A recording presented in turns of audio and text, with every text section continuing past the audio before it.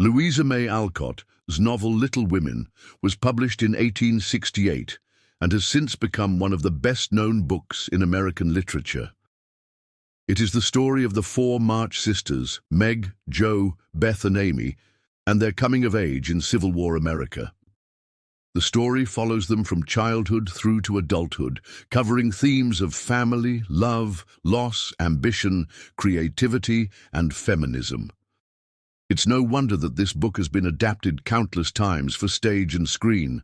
And if you're planning on teaching or studying the novel in your classroom or homeschool setting, we want to help you out with a complete plot summary and character list. So let's get started.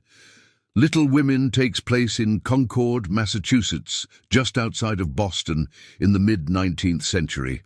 The story is framed as the memoir of the March family written by the eldest sister, Meg. She begins her story in 1864, which is the middle of the Civil War, telling us about her three younger sisters, their mother, Mamie, and their home life. The family is comfortably poor, living in a house that is too large for their means, and they are well educated.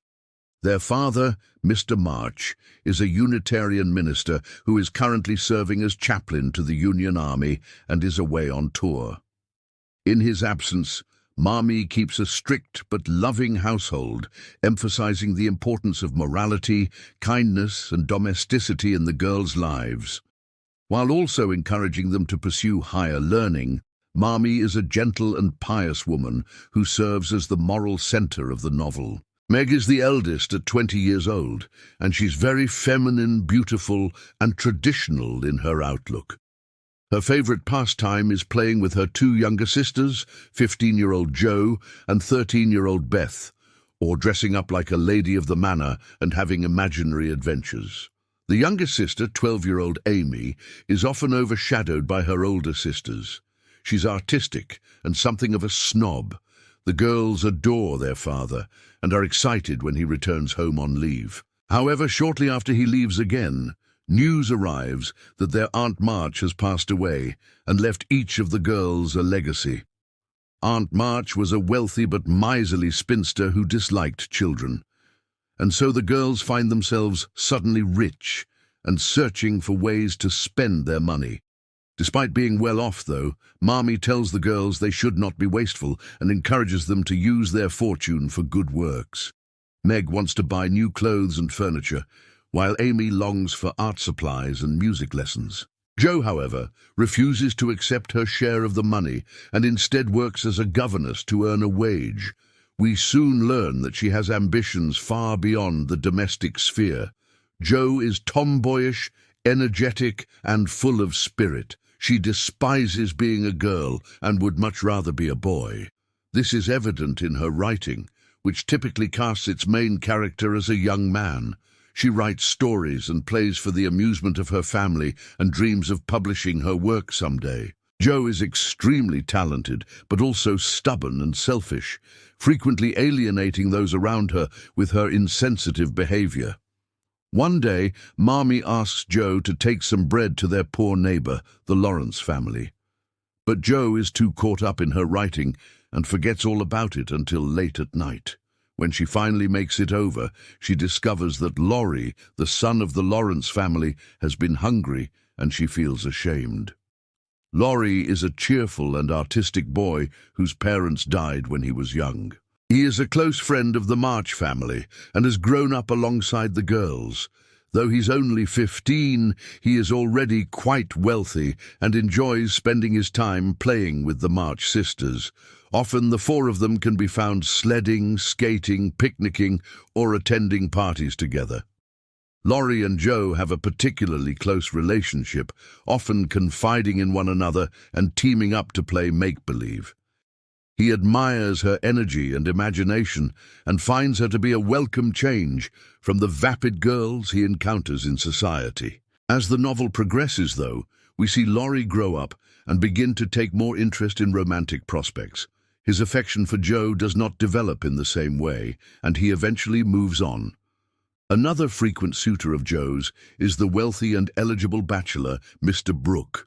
Unfortunately, he doesn't recognize Jo's talents and instead tries to force her into domesticity. After a series of failed attempts to win Joe's heart, he eventually proposes to her friend Meg instead, who accepts. This marriage is a happy one, and Meg soon gives birth to twins. While she enjoys domestic life and is fulfilled as a wife and mother, she never loses sight of her values and remains a kind and compassionate person. As the Civil War continues raging outside of Concord, the March family receives word that their father has been injured in battle. Fortunately, he recovers and returns home, bringing with him a surprise guest, their cousin, Teddy. Teddy is an independent young woman who travels from Europe to escape an arranged marriage. She stays with the March family for a time, during which she becomes romantically involved with Laurie. Upon learning that he is in love with her, however, Teddy departs once again, leaving Laurie heartbroken. Back at home, Jo receives news that her Aunt March has passed away, and she is shocked to learn that she has left her the entirety of her estate. Aunt March had previously expressed great animosity toward Jo, so this unexpected act of generosity is all the more surprising. With her new wealth, Jo is able to purchase Plumfield, a large estate where she plans on raising her future children. Meanwhile, Amy is beginning to find her way in the world. She is talented as an artist, but also vain and somewhat spoiled. Her journey to Europe with Aunt March in Part 1 had done wonders for her maturity, but now she needs to find a worthy cause to throw herself into. A turning point comes when she meets Professor Beth, a German scholar who becomes a mentor to her. He's a widower with several children and runs a school for boys near Plumfield. Amy becomes a teacher there and falls in love with the profession. She also begins to develop feelings for Professor Beth, though their 20-year age gap makes this unlikely.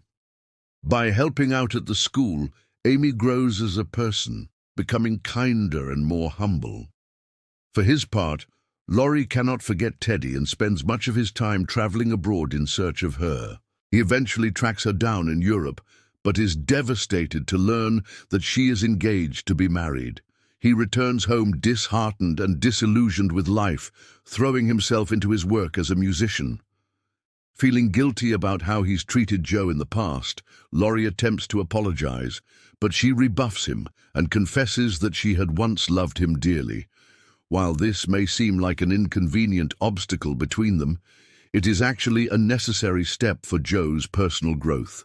Up until this point in the novel, she has been self-centered, quick-tempered, and stubborn. Now, though, she has to face the reality that someone might love her as dearly as she loves herself. This is a valuable lesson that prepares her for the appearance of her true love interest, Professor Friedrich Beth. Like Laurie, Friedrich is a kindred spirit to Jo, and they quickly hit it off. Unlike Laurie, though, Friedrich is older, established and serious, a stark contrast to Jo's childish nature. At first, she's too busy chasing literary fame to notice his affection, but once she realizes that he truly loves her, Jo reciprocates. The two marry and move to Plumfield, where Friedrich becomes an influential writer and professor, and Jo becomes a devoted wife and mother. The novel ends with a glimpse into the adult lives of the four March sisters. Laurie and Amy marry and settle down, and although their paths have diverged, the sisters remain united by their shared values and affection for one another. So what do you think? Did we miss anything? Let us know in the comments below, and don't forget to subscribe. Thanks for watching. See you next time.